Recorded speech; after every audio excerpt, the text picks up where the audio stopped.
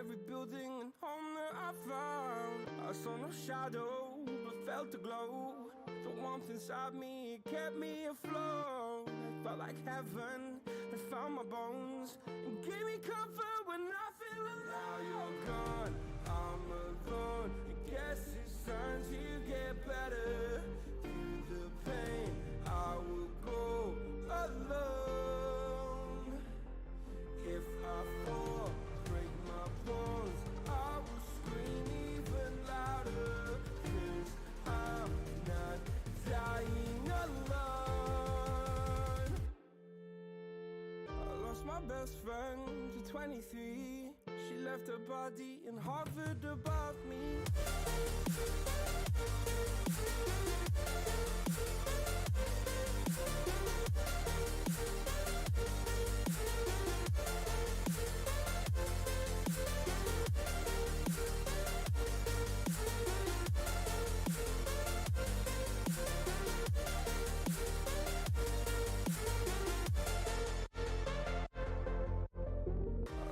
Best friend to 23. I heard the heavens crying above me. The gained an angel, I lost a friend. I felt like dying again and again. I went through hell, stared at death, but I keep fighting with each living breath. I saw no way out from where I stood. Felt like the fire had burned me through. Now you're gone, I'm alone. I guess it's time to get better. Through the pain, I will go alone. If I fall, break my bones, I will scream even louder. 'Cause I'm not dying alone. I lost my best friend.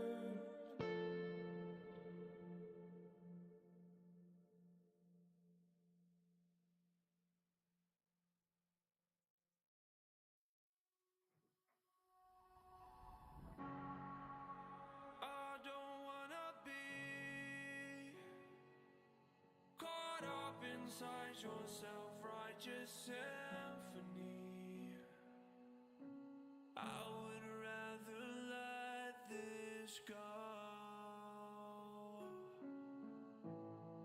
than to bring it up again. But What's going on, you guys? Welcome back to another episode of the Burly Fishing Podcast. We are here live with another special guest for you. I think we're going to keep the guest train rolling. We're going to keep going with this. So we've got our good buddy now that we fished with him a whole bunch and he kicked our butts on crappie. We got Wisconsin Wildman here. Yeah, Paul's like, I take offense to that. I beg to differ. But we got Brandon Stoker. What's up, Brandon? How we doing? What's going on, guys? Doing well. Awesome, man. We're gonna talk about that trip. We didn't get to recap it last week, so this is kind of perfect. So we're going to recap with you, which makes it way more fun and more accurate. And Paul's probably going to talk a lot of trash, so it's going to be a lot of fun. But hey, guys, before we get into the fun part, we're going to hit you with this real quick. Like and subscribe. Hit that notification bell so that you can see when we drop more content. If you guys like this content, consider subscribing to the actual podcast anywhere you listen to it. You can drop us a 5-star review there. That actually helps us out a ton, more than you would believe. Drop us a comment on there too. And you can always hit us up, obviously, in chat right here, or hit us with a super chat. Those donations go right to the show. We use those to get products to review for you guys. So it goes right back into what you're seeing on the channel. And of course, we appreciate you very much. So if you want to do that, we appreciate that. Obviously, something you don't have to do, but we are also dropping a giveaway tonight. So you're going to want to stay on for the entirety of the show, at least 3/4 of it. So right at the end, we'll do a $25 giveaway, and it's going to be from MONSTERBASS. So we are sponsored now. Paul's taking pictures. By this bag right here. Maybe some of you guys have gotten it. Maybe you're going to get it. Dude, it's weird. I have the bag too. Oh, dude, neat. Brandon, you got your bag? It's in the garage with other stuff in it already. It wasn't sponsorship ready? Come on, bro. Dang it. Anyway, so MONSTERBASS is hooking us up every single episode. That's right. Every single live, you guys. We're going to give somebody in chat random choice, help from Chaz picking this random person at the end of the show, and you're going to win $25. It's a gift card to monsterbass.com. We appreciate them very much for helping us run this show. Am I missing anything, Paul? I think they're pretty good this time. You actually did not screw it up, but that's just because I wrote you another intro, so there you go.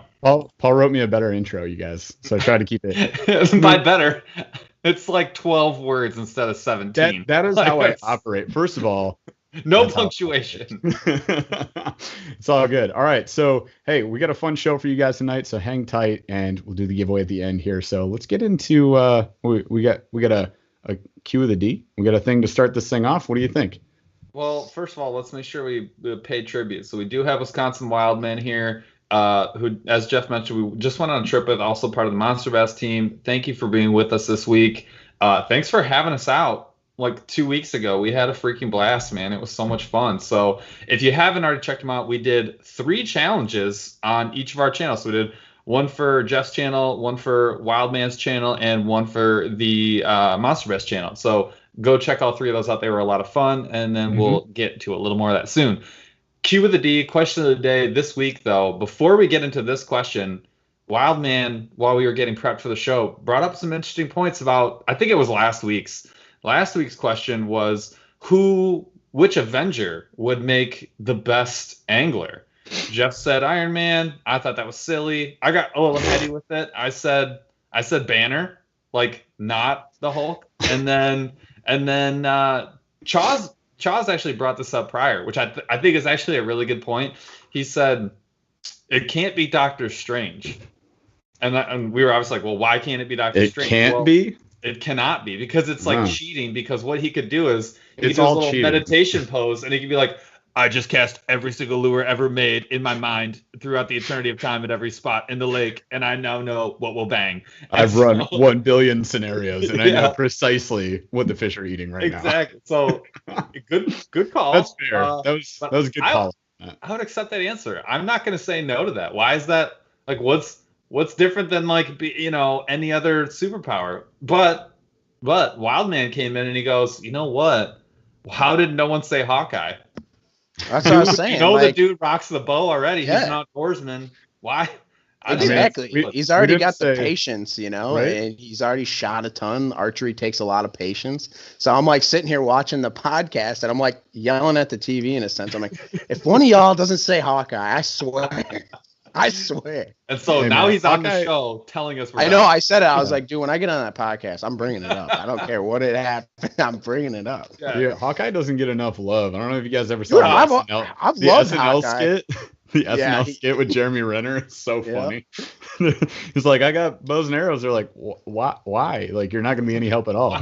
Right? He's like, I'm out of arrows. What do I do now? I don't know. Leave. Leave. Well, he also, he is one of my favorites because I like the fact that he does the most with the least. I mean, next to Black Widow, who uses she uses guns and a rope. Like, is that it? I mean, she's Right. kind of, yeah. I think, and those, absolute ballers. So, I think But that's that is about not today's cue of the D. So That is what's not the the cue of the cue D? So circling back to the actual Q of the D, we've got on the show right now, we've got the three fathers. And so there's something that I think we all can gravitate towards here with this question of the day.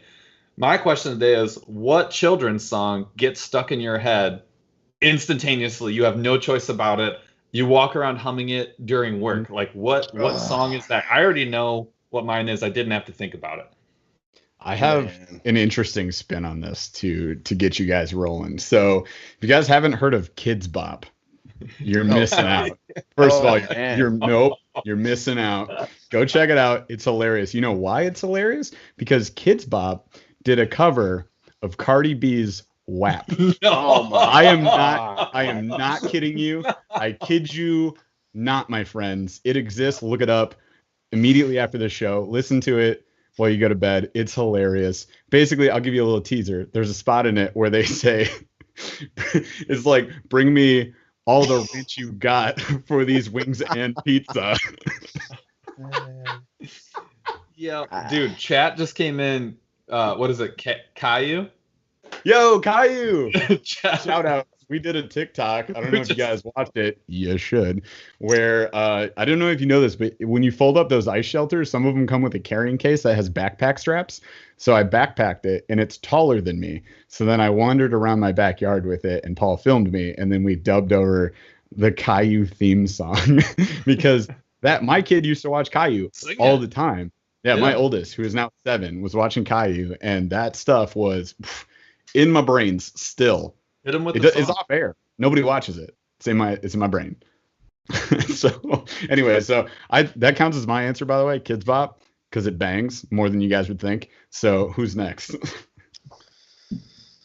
Man, there's so many, man. Like, in my little boy Sawyer, he's gonna be a year like next month, and you know that song "I'm Sexy and I Know It" by LMFAO, right?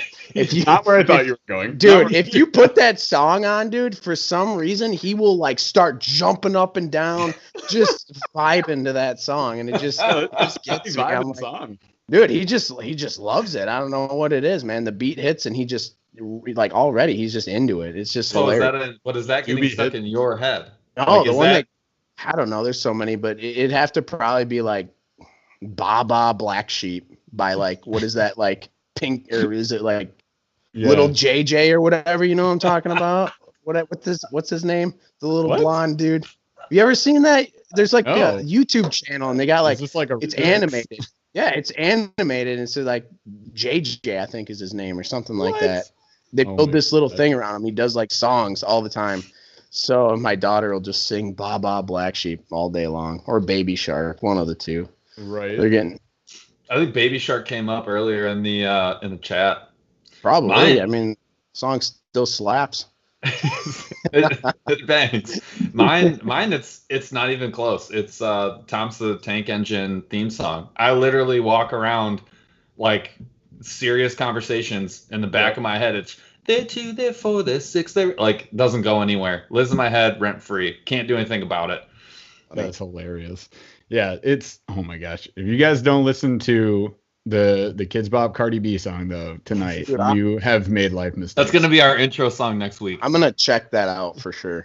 Give me all the gotta rent see what you that's got about. for that wings and pizza. Yeah, Josh, like then we'll get sued. Cool. Not important. Yo, in chat we've got Coco Melon. Haven't heard of that. That's what it is. That's what it right there. Yeah. Oh, dude. Hell awesome. yeah. So Ella, Thank you, Coco Melon. Also, bananas and pajamas. Oh my This guy's God. old age. Let it go. That's a Let it go. yeah. My The daughter, problem with that song is it's too much of a hook. Like there's nothing you can do about it. You can't daughter fight will that. come out in her Elsa outfit with her little like white boots for the winter, and she'll come out with that in a frozen microphone. She'll be like, "I want to sing Let It Go." It's just like, okay, it's like that song or that little scene off of Big Daddy, you know? Kangaroos, all right. That's exactly what it's like. Let it rip, That's bro. awesome. Oh, apples and bananas. Yeah, those are all pretty brutal. Like Apples and bananas. Yeah. Opals and bononos. Opals and bononos, man. That one also. What are the other two like really famous songs that he has? Like the what's the whale one? The whale one. Yeah, the whale song that he does. Who? The Opals and Bononos, dude. Like we I just didn't even know that was a that's person. I just know that Right. that's like a child's song. Hold on. Anyways, we're Haley, running a what's it called? fishing podcast. Oh yeah, it's Rafi. Rafi? Yeah. All right. Well, anyways, let's get to Can the we get show. off this? Yes. We went I'm too trying far. to get us off of this. Let's go. moving on. God, Nothing we're to already see getting here. into like what's your PB, and we haven't even gotten to talk about this. Thanks for calling out Rafi, someone in the chat. All right, show me. Let's actually talk about stuff that people want to hear about. So, Wildman, one of the things, like if you're not following this channel, one of the cool things that we definitely found out about that I didn't even really know about was how much Wisconsin Wildman gets down with things outside of fishing, and like bow hunting is one of the big ones. But tell me about like what's like your ranking system? Like where does fishing fit? And then like what's your top 5 and like what's the order? Because it's okay that fishing's not number 1, but I kind of want to know where it goes. So it's just so tough to even break that down in a sense, because I feel like I don't know, like, I mean, if I had to pick one overall, like to do the rest of my life, I'm probably gonna go fishing, just because of so many public waters to go to, and it's so engaging at all aspects all the time. You're always like thinking and pondering, like, oh, maybe I should do a lure change, maybe I should do this, maybe I should make a run down here, make it. Sometimes on the river here, Mississippi River, you got like a 20-30 minute run to a different spot, so you're just like, zooming. You're like, those things are pondering in your head. But I mean, if I had to pick like number 1, it's probably going to be fishing. But when it comes to hunting, I mean, I've done a lot of different things with hunting. I've done waterfowl, I've done, obviously small game, I've done, obviously whitetail. I'd love to go elk hunting, do that stuff. But by far, like, I know there's guys out there that'll say that duck hunting is like the same adrenaline rush as whitetail, but I will tell you right now that, in my personal opinion, that's just stone cold lie. There's nothing like a big whitetail walking in, man, and you're just like, that flares up. There's just nothing like that, man. And that's why I think I can't get away from bow hunting, because it's just so addicting when you have those encounters. It's just, and that's why it's like bow hunting and fishing, I just get into this toss up where it's like, and if it wasn't for public land being so tough to hunt sometimes, like, it would probably be number 1. But because, fishing public waters is so easy, like, it's just, for me, it'd have to be fishing, just because of that aspect. I think Jeff and I were talking about this on the drive. We were like, and even just having a close encounter with a whitetail, especially during bow season, is like catching 25 fish. Yeah, I mean, like all of one mature buck, man, is just.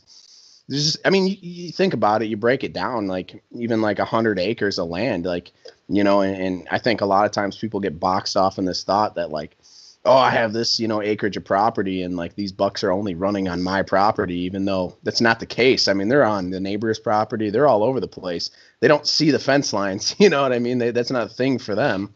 So, you get so boxed in on that, but the fact that you're in that exact spot at that exact second that whitetail decides to come through there, and I don't care. You can have the best scent away you want in the world. It doesn't matter if you're not hunting on the right wind. You're screwing yourself up. So. Yeah, especially for like bow hunting, I always think of like fishing like this. Like, if you're ever having a bad day, one thing I always think about is like you have to be within whatever your castable distance is, we'll call it like 25, 35 yards. You have to be in like a 30, 35 yard circle of that fish. And then on top of that, you have to have the right bait, you have to be at the right time, and then you got to have the right presentation. So that like all four of those things have to go right at a minimum for you to like have a shot at catching a fish. The flip side of that is for a deer, there are way less deer. The count, right, is way, way, way lower just for deer in general, any deer. You have to be within 40-yard circle for bow hunting at the right time of day, and there are like with the right wind, and there are like 75% less of them wandering around. And you're limited to the season and duration and time that you can actually hunt. It's like, it's so much different. It's crazy. For sure. So the other thing too is like how like, and I kind of want Jeff to answer this too, like what led you to like the YouTube side of things? Because like we all like to fish, but not all of us are like, bro, you know what I'll do? I'll put this camera on and I'll spend half my fucking life forgetting like, the memory card, forgetting battery, forgetting we're going to talk about forgetting stuff. Like editing, bro, we're posting, so bad. Getting made fun of, and like dealing with this crap so that I can have a YouTube channel. It's crazy. And nobody can fire us because we're idiots and we're the only ones working for ourselves. Yeah. How'd you get into it? So, I mean, I don't know. I got out of high school, decided not to go play college ball, and was just kind of like, all over the place with what I even wanted to do. And I wasn't even actually into fishing that much. I only cared for bow hunting. Like I really, like if I wasn't playing football, I was going bow hunting. That was it. And so for me, I didn't even care for fishing. And then I started like getting into bass fishing a little bit and just fell in love with it. And at the time I was watching like Flair and John B and all those guys on YouTube. And they were small at the time, like 10,000 subs. I mean, I was watching these guys way back before they were even like super big. And I was like, man, that'd just be kind of cool to like, share the memories and stuff. So I just kind of like was like, all right, let's get a GoPro, let's film some stuff. And then you get into the harsh aspect of like what editing takes, now for me, I feel like it's kind of a piece of cake because I have a routine of how I want to do things when I edit, or as I'm filming the video, I have like an idea of how things are going to go.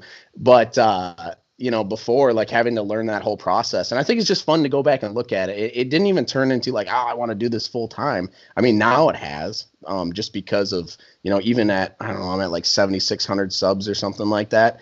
Just all the companies that even I, get to reach out to me at just such a low number of subs at times. I feel like, I just feel like there's so much potential down the field for it. So now it's turned into more of a business for me. But before it was just more of just having fun with it and just getting to look back at, I mean, we've all had those amazing days of fishing where you're like, holy crap. Like this is like the best day of fishing. I wish somebody could see it, Tell them about that frogging day you were telling us about, like the 55th. Dude, I had like, so there's a spot on one of the lakes that I fish.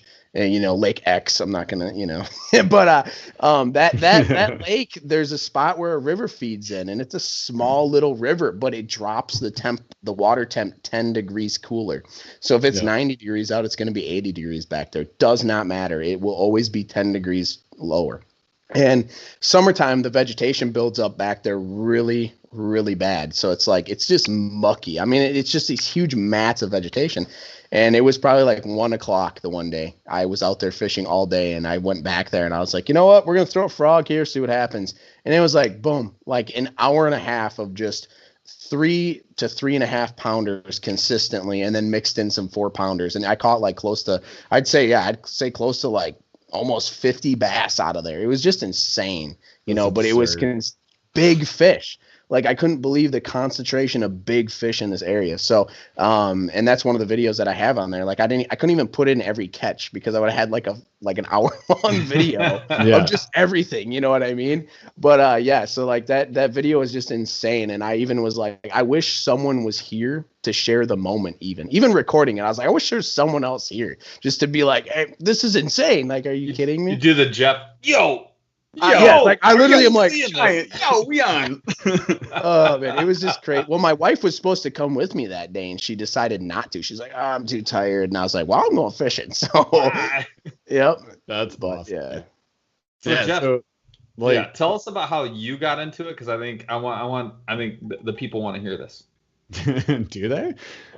So you guys should watch like my first 2 videos and just, or punch yourself in the face for 5 minutes. It's your choice. But like, basically, I got into it actually because I was doing a ton of fishing for like, I don't know, 2-3 years with you and by myself basically, and I was posting pictures all the time on like my Instagram, Facebook. It's just like my personal account. It wasn't even what I have now.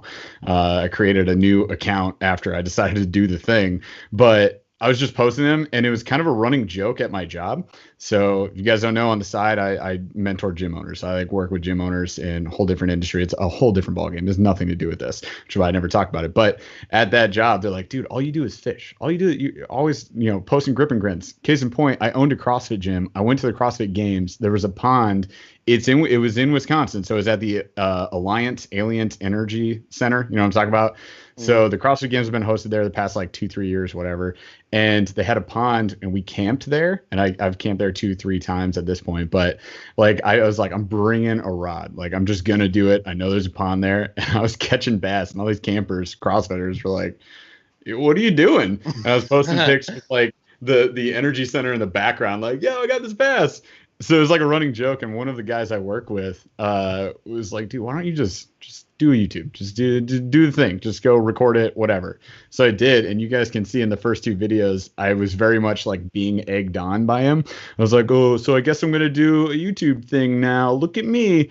And that's very much evolved since then. But yeah, I'm with you. Like, the memories, recording the moments, because I remember so many things from like times with my friends, times with my family. Paul and I bring up stories from 15 years ago. Sometimes it's hilarious, but you remember them, but you remember them differently as time goes on. Things change, but watching the video, dude, it's so fun. And then sharing the moment. I love that you put it that way, like sharing the moment with others, even if it's ice fishing and not everybody wants to watch it.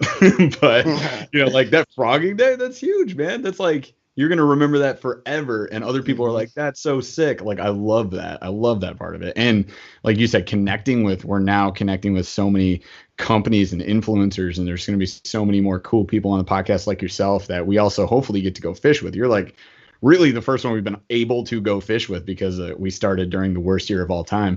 But going forward, it's going to be sweet. I do got to pause for a second because homeboy Angel Saavedra nailed that. Dropped a $2 super chat. So thanks, you, brother. Again, you guys want to do super chats? We appreciate it. It helps out the show a lot. Definitely not something you have to do, but he says, bites into spicy Chick-fil-A sandwich. Sup, guys? I'll give you a big old sup. And also, I'm like green with jealous rage because that sounds freaking awesome. He was like earlier in chat, he just goes, I am in Chick-fil-A drive-thru. And I was like, yo, get that sauce. Get the sauce. Great. I love it. He says, I nailed it. You got to go, Saavedra. So here's another question related, again, for both of you guys. Like, what are some of the things that you've learned along the way, whether it's like gear tips, or whether it's like things that you're going to hate, or things you like about this, or like what's something you're never going to do? Like, what are some of those big things, like landmark, like lessons that you've learned from like day one to now that sort of like have kind of guided your channel to where it is today? Like a YouTube sense, like just tips and tricks. Record everything. How about that? First thing, just record it all. Yeah, Paul. Like don't ever, right? Paul. Don't ever time lapse an entire challenge. You time lapse the entire monster. If you guys want to know, we're gonna go back to Brandon here. Sorry, bud, but this has to be said. Paul time-lapsed an entire fishing challenge. It's the one that's on the MONSTERBASS channel. So we dropped all 3 challenges same day. If you go to that, you're only going to see mine and Brandon's cameras. And then you're going to see random still frame of Paul holding his winning bass.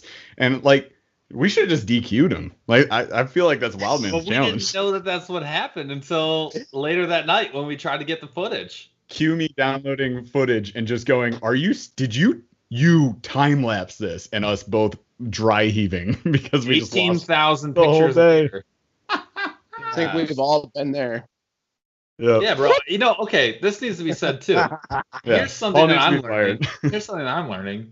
Dude, you can literally forget anything. You have this like the list of things that are absolutely critical. Oh, hold please. Super chat came in. Timmy, thanks, Cotter. Hey. Appreciate you, man. Thank you. Can we get a review on the Yeti mugs? A review on it? I do a review. Keeps it cold. Looks good. Looks good. Feels good. Stays has the hot. logo. Hot forever. Very cold chill. forever.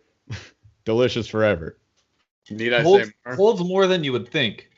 Yeah, this is two full cans. Beers, two full cans. Of this right here is what's delicious. It's still Really? rolling. Wow, that's my Wisconsin shout out. The old new Still glorious. So thank you for the super chat. Yep. But back to the point, like the list of things that you have to remember is so long because it's not just like there's the camera gear stuff. There's like the don't freeze yourself to death list of stuff. Like right now, like I went wading in one of the open water rivers, and so I was very concerned about dying. And then there's also like the fishing stuff. Like you have to have all your fishing stuff. And then on top of all that, you got to like Wildman said, you got to like know what you want to do. So you kind of have to have like this like mental plan. I had everything I needed. I went out to go film like last weekend. I had everything I needed. I get there. I flip out my camera. No memory card. It's literally this big. It's that big. And like, guess what? It wasted my entire trip. The whole thing. I've done the same thing, especially bow hunting. For some reason, I'll use like the same SD card. Like I'll go film a video in the garage, like a tips and tricks video, right? I'll be going out bow hunting the next day and I'll totally forget that I left the SD card in my laptop. And even though I have like a bazillion SD cards, I don't know why I don't just carry extras somewhere on me. Like I'll get out to the stand and I'll flip it on and it'll be like no memory card. And I'll be like, wonderful. Like I love hunting and I really do. But at the same time, like I need content, you know, and I think that's the other thing too, is like, just, you know, we've all been there. Exactly. You got to have a pre-flight checklist. Like that's essentially what it is. You got to be like, all right, here we go. Boom, boom, boom, boom, boom. Got all the things. We're good. No. It's not boom, boom, boom, boom, boom. If it was boom, boom, boom, boom, boom, I'd remember it all. Boom, look, You're gonna have to get one of those flight checklists, like, you know, every single time, like in a helicopter where they pick it up. It's just this list of 100 things where you're like, okay, I did that. Okay, I did that. I want it where you got to flip the switches or your car won't even start. You need it's literally has to be pre-flight where like mission control, your wife, is not letting you leave the home until you figure it out. Like that's got to be, dude. That should be it. Right. Yeah. 100%. I get it. I mean, there's just so many things to try to remember and try to do. And and I think now it's to the point where I've got almost 300 videos. And I'll be honest, like I tried to knock out a bunch of videos when I first started that are just terrible. So like, you know, because when you first start, you're learning. And I think that's a good thing for anybody who's going to start YouTube. Just understand that, like, you know, when you first start, it's going to suck. Don't expect like some crazy stuff. 100%. You know, it's going to suck. But, you know, eventually, like now I've done it enough times that when I go out, I know exactly what I'm doing. I just have a routine of like, you know, just good at remembering what I need to have with me. Jeff is really good at like the concept, and this is like a big Gary V thing of like, just make stuff. Don't worry about like it being like the best thing you could ever make. Like it's more important for you to just make stuff. Like otherwise you'll never make anything. Yeah, I think like I said, like recording everything is like so huge because you may think like, well, for one, it's like it's going to help you from missing like a crazy clip out of nowhere that happens, you know, for one. And for two, there could be something that you said that's funny or something, you know, just filler stuff that you forget to put in, because there's times where when I was first recording, I would hardly talk. I would just be like so quiet, and I'd be like, I got to talk to the camera, man, because like you're like when you're YouTubing, you're talking to the viewer there. You know, so when you're on your chesty mount, like you're talking to who's watching your video. And I think you just have to remember that and be like constantly talking to the camera. And recording everything's going to help, because there's times where you just won't talk for a while because you're just so focused on trying to catch a fish for some content. And then there's other times where you're just like, you can't shut up on the camera. And, you know, so I think that's just a good idea. Just record everything so you have that content to put it, you know, clip it and put it where you need it. 100%. I have 3 points to make on that. But first, Chris Shue, our dude. Our freaking guy, man. Appreciate you, brother. Thank you so much, bro. It says, Wisconsin Wildman, how did you develop your lures? So are you talking about the Super K collab? I think Chris Shue hit us back. He's got to be, right? Do you make other lures? Yeah, so I actually make like a... No, I'm just kidding. All right, we'll come back to that. What I do want to make, as far as a point on the camera, keep like talk to it. It does take time to like get to that point. So initially, whenever I fish with Paul, you guys didn't see a lot of Paul last year. You know why? Because Paul never talked on camera. So you'd get like a catch. It'd be like a split second in the video because he wouldn't say anything. And then, you know, the rest of the time he was going to the bathroom, like peeing in a bottle, the boat bottle, and then he left it on while he was in a porta potty at one spot. Was not a porta potty. It was a built-in cement floor. It was a 5-star hotel. And then like the rest of the time he's either cramming food in his face and you just hear chewing, or he's spitting seeds. So it's like, cool. Nothing you make is usable forever. He's way better, by the way, now, guys. Way better.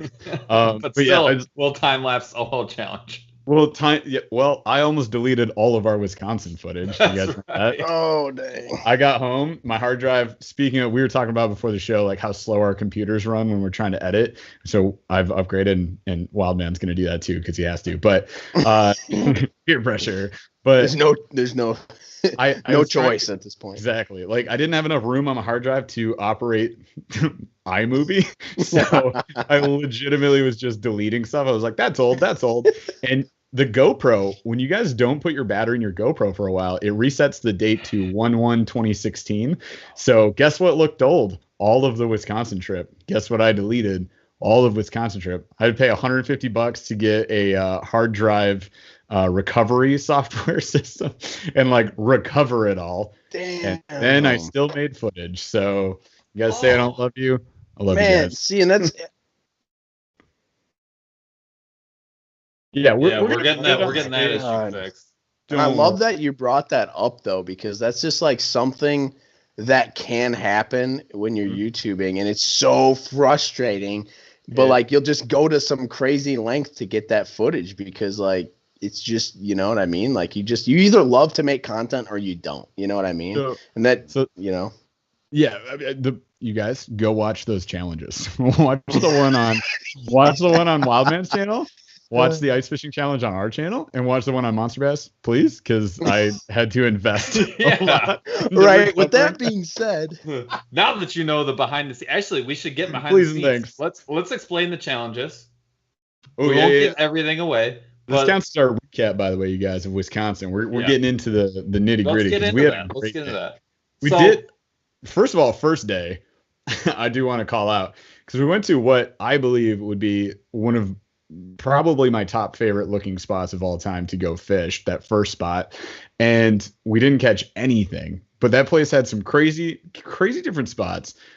Wildman almost had we got there, and then Burly's like, I need to go to the truck and grab something. I can't remember what you were grabbing. Stuff. I forgot the Aquaview. And it's quite a walk. It's quite a walk. And right as he starts walking away, Paul's standing next to me, and I just hook up with one. And I'm just like, big fish. And this thing's just peeling drag. And I'm like, man. I saw the footage. I was like, it doesn't feel like a bass. Like it definitely, or it doesn't feel like a pike is what I would say. It definitely felt like a bass. And like all of a sudden it gets to the hole, and I see the fin just slap the side of the hole and then just go. And I'm like, well, there's that. I saw white belly. And I saw that swell, and I was like, that's either a really big perch or a bass. It had to, Ben, because like I never felt a head shake. Like when you catch a pike, they have that classic like head shake of a pull. Like you'll just be reeling them, and all of a sudden they just pull hard, and you just know it's coming, and there's nothing you can do about it. With a pike, you just gotta let them do it, man, because they're gonna go if they want to go. you know, especially a big pike, you know. Yep. Dude, that spot was nuts.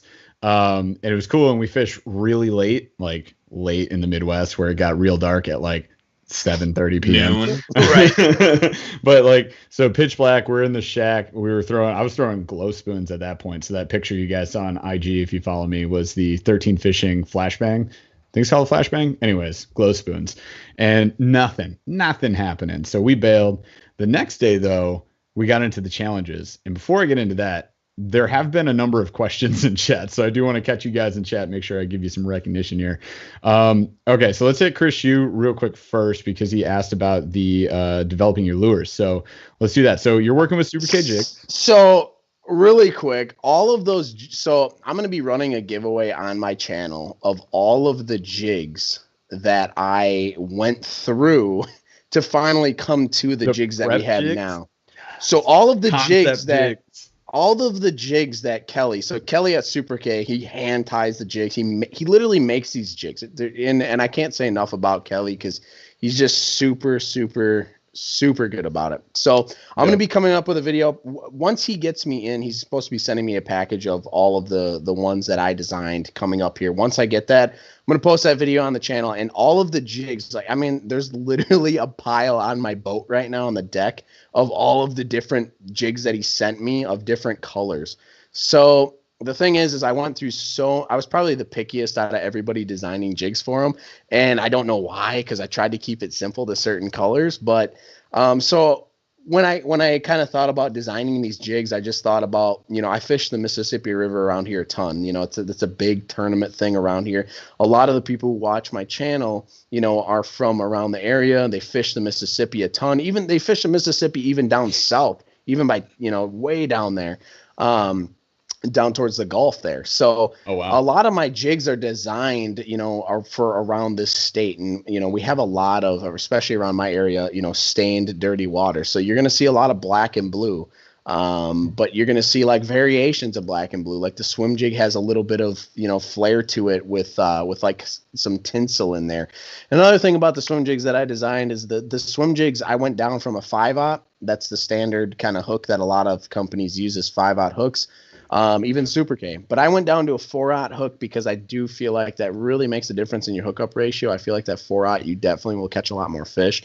But I kept it simple. I think a lot of people get into these crazy colors like way too much. Yeah. And I feel like it's just like, just don't get into that too much. You know, keep it simple. You know, you got a dark, cloudy day, run black and blue. You got like a good clear water situation, run green pumpkin, a more natural kind of color. So I try to keep all of my stuff around that same color, except for one of my swim jigs. One of my swim jigs is more of like a shad presentation, and that's just because on the Mississippi River, the shad, when they ball up like crazy. I mean, you'll just see balls everywhere, and it's insane. I mean, you'll come up to just thousands of fish balled up.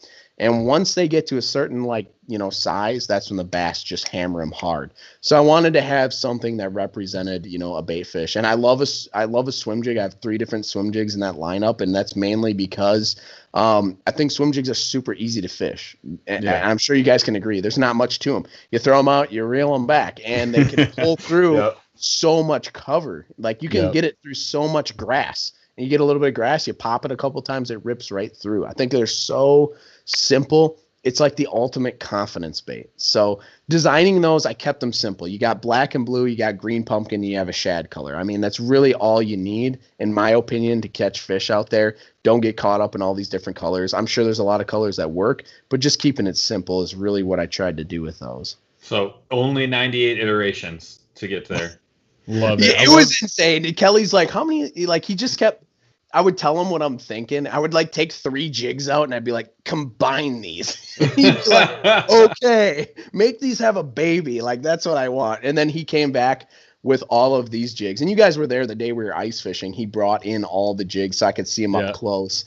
And I was like, right on the head. Like, these are perfect. That's exactly what I wanted. That's what I can't say enough about Super K. Those guys are just, they're great. They're great at everything they do. They make a quality product, and they're just, they work with whatever you need. And that's another thing. If anybody watching this podcast, if you want a custom jig, a custom color, that's another cool thing about Super K, is that you can literally just contact them and they will make that custom jig for you. You don't just have to pick something on the website. You can customize whatever you want. That's insane. And there's gonna be some Burly jigs. It's gonna happen this year. Dude, that's gonna be sick. So excited for that. Just wait. It's going down, people. All right, so let's catch up on a few rapid fire questions here. So we got, I'm gonna go way back here. So we got Mark Ferrialt. Nailed it. All right. I want more knot tying videos. I've adopted your loop technique. First of all, I steal that from Paul, so I do have to give credit where credit is due. All loop knots that I tie, Paul has tied for me. I tied the one in the video, but like I learned it from him. So, and like also, honestly, if we do knot tying videos, it's gonna be Paul because Homeboy has like shaky hands. I don't know why, but I remember I got called out so much. I was like, bro, like how much caffeine did you have today? I was like, probably too much. Not a lot. He spells it all Right? Not a lot. Committed to the craft, Paul is. I've only done one of those, one knot tying video. There's just too many, you guys, to be honest. So many out there that are so good. Like Salt Strong does a lot of really good ones. So I'm just saying, like, I'm just not gonna do it because there's just so many better channels already doing it, and I'm not just gonna copy them. And it, there's a lot of channels out there. You guys go look up the videos; they'll have millions of views, and it's kind of like everybody ends up on that one. So, I mean, I do like tying knots. Paul loves tying knots. I mean, knots is part of fishing. But if anything, we'll incorporate it in video. On an ice fishing jig, though. Nobody likes tying knots while ice fishing, which brings us to this next question. Dude, it's the worst. It is. Literally the whole time we were doing this challenge, like Brandon was just like, you know what I hate? No. I couldn't tie that knot. It took me like 10 minutes. I was so mad. I was like, if I can't tie this knot, man, I swear. It took a while. With the Wildman specialist, because that's all you rocked the whole time. We're getting to the challenge. Right. Yeah. The Wildman special was a big part of the challenge. So we're gonna get to it. So this brings us to our next point. So Jake's Room asks, if I told you could catch the world record bass, but had to go to someplace with minus 20-degree weather, would you do it? Yeah. Bro, I used to live in Minneapolis, you know? It was like negative 25, like on the walk to work. 0 Kelvin. I don't care. Like, give me the coldest temp possible. I will be there.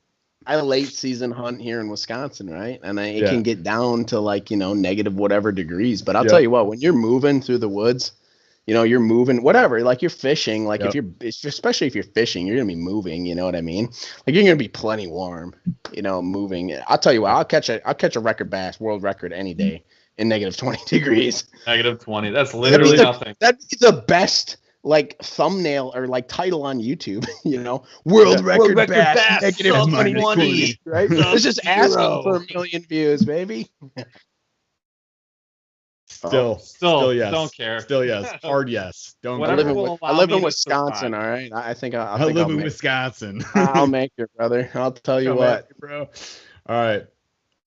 So let's see.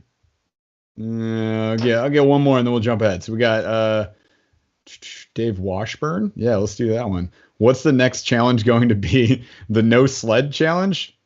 Oh, I think he's talking about. Says yes. No sled. You can whatever you can carry. Whatever you can carry. I'll fight anybody with a sled. No sled. I don't care. That's how I'm used to going. Yeah, that's fine. No, I'll still box of jigs. What? Just the tickle stick and an auger. I'm in. And I have a trick though, because what I'll do is I'll just tie a loop to my transducer and I'll loop it over the back of my auger, and then I'll just use that like a knapsack. Bro, I'm ready for this challenge. Like, I've just been planning this question out in his head. This is like finally. Right, all right. Gonna be miserable. I'm gonna loop the transducer. All right, now hear me out. Hear me out, dude. Okay, all right. So let's get to the challenge then. We're gonna jump into the challenge. So you guys. You got to do us a favor. You got to go watch the challenge videos and share them with everybody on the planet. And then I will get my software costs back. So here's the deal. We went out to a pool off the Mississippi, and there was actually ice fishing derby going on that day. So there's actually like a lot of peoples out there. Which we probably would have won, judging by all the other not screaming excited people. We were screaming and excited all day I long. feel like we were the only people catching fish, I swear. That was it. Yeah. As we were leaving that like 8-person Eskimo tent that you saw, I heard screaming out of that as we were walking off. That was the only time I heard anybody yell, and they were like way up at the front. But yeah, we hammered that day. It was so good. But yeah, we got out there hyper early. We had to hit the bait shop right away. Super early for this guy. Burly wasn't having it that morning. We're closing out late night on the first lake, and you're like, all right, so you guys want to meet up at 4? And I was like, 4? I just look over at Jeff because I know, like, for me, it's no problem. I look at Jeff and he's like, I said it. No. You're like, so we'll meet at like 6, right? And I was like, actually, I was thinking like 4. And then Paul's just like, yeah, we'll make it happen. And then Burly's just, yeah. Hear me out, dude. Yeah, dude, I don't like waking up that early. And then Paul's just like, we'll be there. Don't worry. We'll be there. Yeah. No. Anyways, so that was terrible. That was a terrible part, but we got there early. We hit that bait shop was dope, and then they pack all their waxies into grizzly tins. So that's how I expect mine to come. I mean, that's the only way I want them to come now. And by the way, I've heard this because I did an unboxing out of a cigar box. This cigar box, and a lot of people were like, "Oh, tobacco! Like fish don't like that." Well, we were fishing waxies out of a grizzly tin that was still fresh. Like those crappies, they must like chewing or something because they were just nomming those things. I think it was just because it was in the gills. I don't think I've ever seen waxies come in anything else. To be completely honest with you. Waltz. So here in Michigan, we have Waltz crawlers. And then they're based out of Michigan, but like they come in just like the regular like small little ketchup cups or up to like the big saucepans, and that's kind of like it. That would throw me for a loop. I'd be like, "What the hell did he just?" Well, you threw me for a loop when I got there. I was like, "The heck is this?" Well, I guess I'm so like yeah, this is normal. This is how we ice fish around here. You know, like you pulled out the tin at first, and I thought you were gonna just pack it and like just throw a lip in, and I was like, what's happening here? It's just a bunch of waxies, and it was just wax worms. I was like, yo, this is crazy. Anyway, so I thought that was like unique and cool, but I guess it's not. It is for here. That's something I saw. But yeah, so we got out there, we popped a few holes, and then we were just like, you know what, like literally first spot. We debated on the spot for like 5 minutes, and we're like that way, and we just went over there, popped a few holes, dropped the tip ups, which did nothing the entire day, by the way. That was so surprising though, because they moved, but there was nothing on them. I thought we were gonna have a really good tip up day, honestly, but tip ups have just been. I was talking with my buddy Lance, he runs a channel, Angler X, and he said like he's been having a really rough time with tip ups out there, and it's just been an off year for tip ups. Usually that's kind of my go-to, is like I'm hitting them off of tip ups, but this year has just been funky. I was hoping for some toothy critters. I was also hoping for some aquaview footage, but unfortunately it was extremely cloudy water, which I guess is expected. I've seen a fish. I've seen it. Dude, there was a moment I saw the tiny bluegill shadow. It was like Jaws, like way out in the deep. Like, he's just like, I seen one. Yo. And then nothing the rest of the time. So left the aquaview off the entire trip. But I do have some Clearwater footage for you guys that I'll be posting next week with pike and bass on the aquaview. So that's going to be sweet. But anyway, so that didn't work out. But then like we were outside. We hadn't set up the hut yet. Freaking you two jerks just started slaying the slabs. Paul was hitting those like crappie. Paul dropped on his first hole. Yeah, and then I'm like bouncing around. I'm like whatever, and then I drop into that one hole. Then and the first time, like boom, just a crappie hammers it like a good one too. And then it was just crappie after crappie after crappie. And then Paul's like, "Wait, are you still catching fish out of there?" And I was like, "Yeah, dude. Like they're just loaded up in this hole right now, man." But yeah, we must have just hit the spot. But like, you know, I fished that spot several times myself, you know, out there. Yeah. So I kind of have like, you know, certain pins of areas and kind of have that area laid out. But I was really surprised at the guys next to us, that those old guys that pulled up with their, you know, ATV just like right up next to us. They were getting nothing. I just couldn't believe they weren't catching anything. You know, the guys that Paul made friends with, I'm sure he's got their numbers and things old like man that. Paul. Right? How are you guys doing? When you went over there, I was like, dude, Guys, when Paul went over there and started chatting those guys up, I was like, you remind me of my buddy Taylor. He would do the exact same thing. He'd just go over there and just start having a good combo with them. Dude, And I'm like, fully I'm trying to expect make content. I'm trying to make content. Chicken double. that's Paul's content. He just time lapses everything and then goes talks to the old guys. Good I deal, got an right? idea for a video. Okay. It's 1,700 stills and a 45-second video of me talking should've with just- an old man. I should have posted that. Like that should have just been the content at that point. But yeah, like so you guys are hammering him, and like I don't know if you remember, like homeboy was a little cranky. Jeff But, was like getting ready to go straight, like snap Jeff- the rod. Jeff was not having it. When you were like, I'm getting a little salty with this thing, I was like, yeah, Lauren's not treating you well. Yeah, so Lauren, if you guys don't know, is my Lowrance Hook 2 ice fishing setup. I gotta tell you guys, do not recommend. But like, if you get an ice fishing sonar, you get the Vexy. You go for the Vexlar. You just do the thing, because I know some of you guys asked in the comments on the video. I saw that like it's a flasher. It looks different. It looks like an old Atari, like you're playing Pong or something. But I gotta tell you guys, that thing works like nobody's business. And these guys both had that, and I had Lauren, which we also taped over the ins part, so it's just Lauren now. But we had to adjust the settings. So what happened was I got crushed for like hour and a half. You guys are hammering them. I'm getting pissed off, and then Brandon actually comes over, helps me like play with the Lauren settings, and once we fix Lauren, I got fish the rest of the day. So I was like way happier. Like almost immediately after that, I was watching the footage. I think it was like within 10 minutes of us fixing that, crappie. Like Well, I was looking decent. at it. I'm like, there's got to be something we can Well, do here with yeah, I Lauren to remember like, I just wasn't like, seeing fix them. it up a little bit. Having used it before, the gain was just too high, and so when the gain's too high, there's not enough separation between your can't see reading. your jig. So yeah, you can't tell the difference between your jig, an air bubble, and a fish. Like you just can't. And when you add in there that there's like a quarter second delay, it just makes fishing almost impossible. And so once we got it dialed back so that you could tell the difference, where like the jig was my goal is always to make the jig the smallest thing on the screen but readable. And like once that's the starting point, then you kind of tweak it from there. So once he got the gain set right, which took like 5 minutes, not it was even, quick. everything changed. It still was. It was like a normal amount of like crap that you have to deal with. And you started getting to fish like 10 minutes after. Yeah, so we got into it the rest of the day, and everything was happy, and we're all good friends now. But, You were looking at it initially, and you were like looking for fish, like where are you? the entire. Well, I kind of felt bad too. I was like, God damn, like we're catching fish right now, and Burley's just really having a hard time right now. And I was like, all right, damn, I'm gonna go set up the shanty. We can fix this. This man needs a Vexlar for sure, because I used to have a Humminbird unit.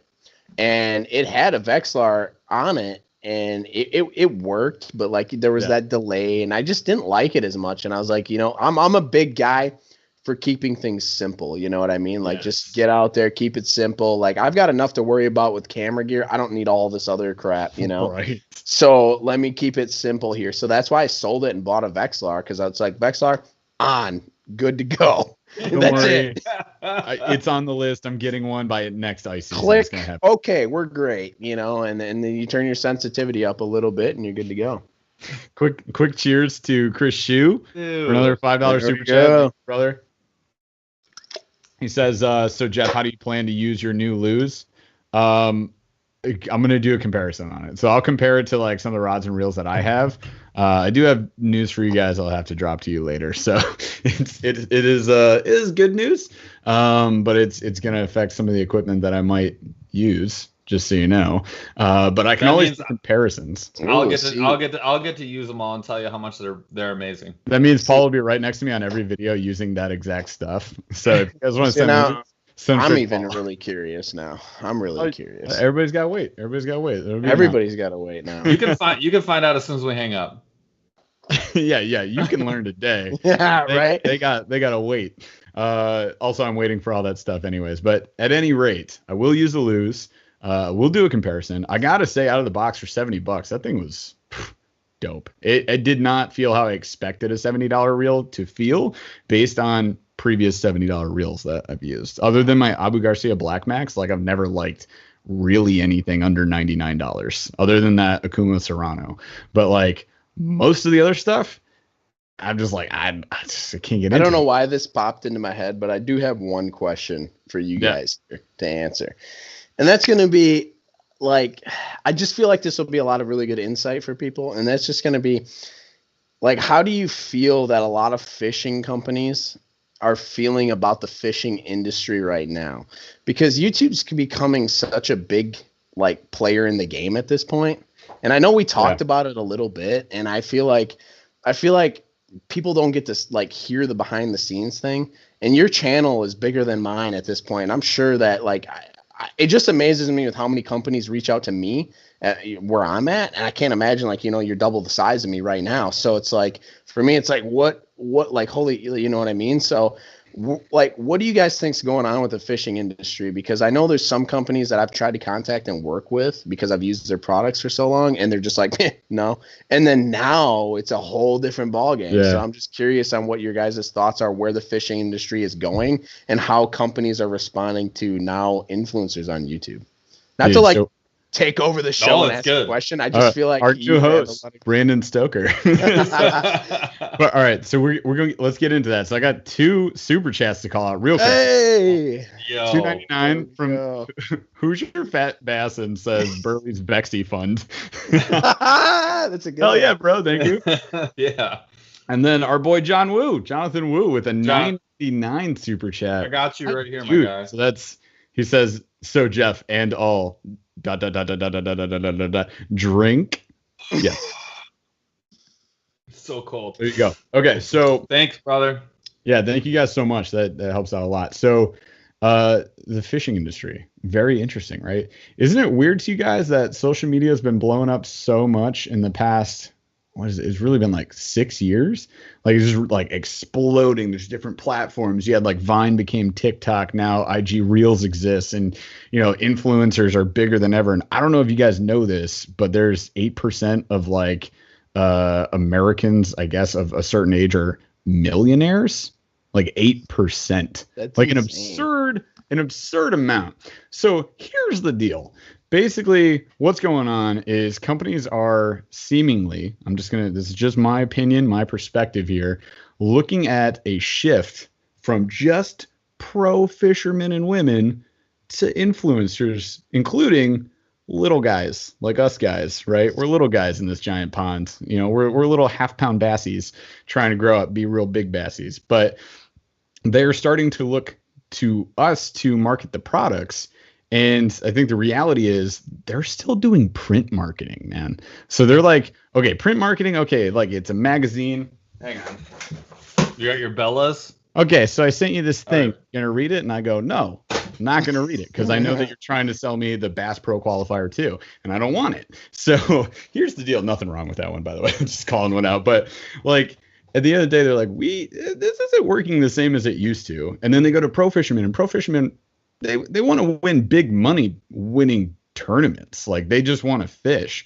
So they're not like hammering the marketing. So all of a sudden it seems like these companies are switching over influencers that want to help them push those products because they believe in them and have an amazing audience like all of you awesome people. So, you know, I would say all of the fishing influencers I've met, the products that they use and maybe are sponsored by, I don't look at them as sellouts because they believe in that product. Like you have a ton of Super K jigs, you fish them all the dang time. You care enough that you put your name on one. You know, like I wouldn't work with a company if I wouldn't be willing to have a custom rod or lure or whatever with them, because that would mean you don't even like this stuff. You're not going to fish it. Like if you're going to fish that all the time, it's always on your boat. Awesome. Work with that company. And these companies, they love that. And they're starting to see that connection that we can have with that audience. So, I mean, that's just kind of like my opinion on it, but that's what I'm seeing, and that's why you and I get to talk to cool companies like Super K Jigs and Monster Bass, and we worked with Waterland, and just Aquaview like hooked us up with Aquaview. Like, you can start to connect, get deals, use the products, show you guys the products, and it's all part of the fun, man. I love it. And Chris Shue is back with another super chat. He says, brother. So he says, Wildman, quality content and consistency. Also, easy interface. You're welcome. I believe he's talking about the Vexillar. Are we doing a throwback? Spin it back to that Vexy for sure. It's the Vexillar is super simple to use, and that's the big deal about it, is that there's not much to it. A beginner can figure it out. It's like a video game, and it's not even like a super complicated video game. It's like your arcade video game from way back in the day, right? We call it the Atari, man. I'm playing Dig Dug, or I'm playing Pac-Man. That's exactly what I'm playing right now. Exactly.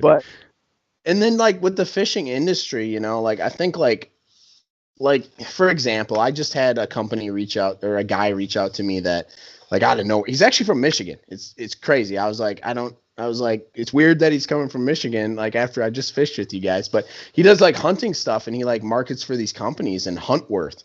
I don't know if you guys have heard of them, but like I think of gloves and hats, because I have some gloves and hats like of their stuff, and they reached out to me out of nowhere, and they have some gear that's very relatable to like Sitka gear. And they're like, listen, like we want to work with you on some stuff. So, I'm in the talks with them, and it's just kind of one of these things where it's just like, I thought of Huntworth as a bigger company in the hunting industry. You know what I mean? Like, why are you contacting me with 7,600 subs? You know what I mean? But it's just like, that's where they're at now. Like you said, and even with like the big tournaments, like a lot of those anglers, like you said, they just want to go fish. They want to compete, like that's their thing, and there's nothing wrong with that. If you want to go compete and you want to be in that whole competition lifestyle, like I get it, playing ball and stuff like that. I love competing. I love that aspect of it and things like that. But at the same time, in my opinion, pros don't really do a good job of marketing the product that those companies need, and that's why you're seeing it more of like a NASCAR style, if you will, you know what I mean? Like guys that race NASCAR, they have a bunch of logos on the car, but how often do you see them after the race going, oh, I'd like to thank, M&M for whatever, you know what I mean? Like, that's just not how it is anymore. You know what I mean? KVD.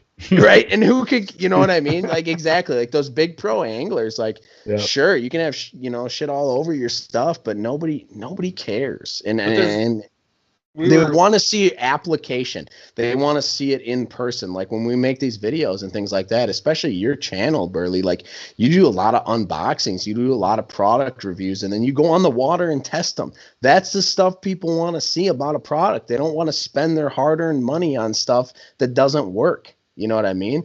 Like, and that's the thing. Like, I want to see a product that I like the look of it. I like seeing it up close, and then I see the application of it and it catches fish. That's what I want to see, because I'm spending my money that I worked for on that, So, and a lot of these pros, like, you just don't see them talk about it that much. And I think the thing with pros, and we were talking about this on one of our other podcasts with a dude who like was a pro and essentially works with pros on a day-to-day basis as part of his like actual job. And it's like, he talked about this. He's like, you can definitely feel that there's, and we rag on KVD because he does actually do this a lot. He's from Michigan, so he's our boy. He's the best angler that's out there for bass. Like it's unquestioned. So like, let's not get this twisted. I'm not actually ragging on KVD, but like, he's a cheesy dad, and like that's not connected. That's a delicious New Glarus spotted cow. Exactly.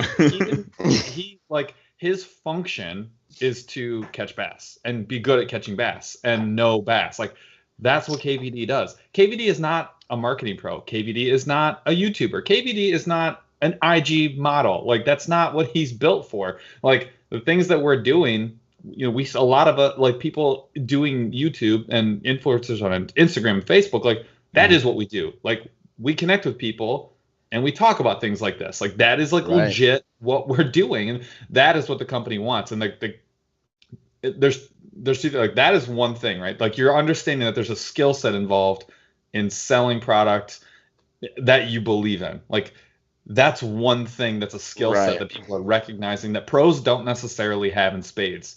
Not everyone can be like Dale Jr. and sell Mountain Dew the way he does. It's just not easy or common.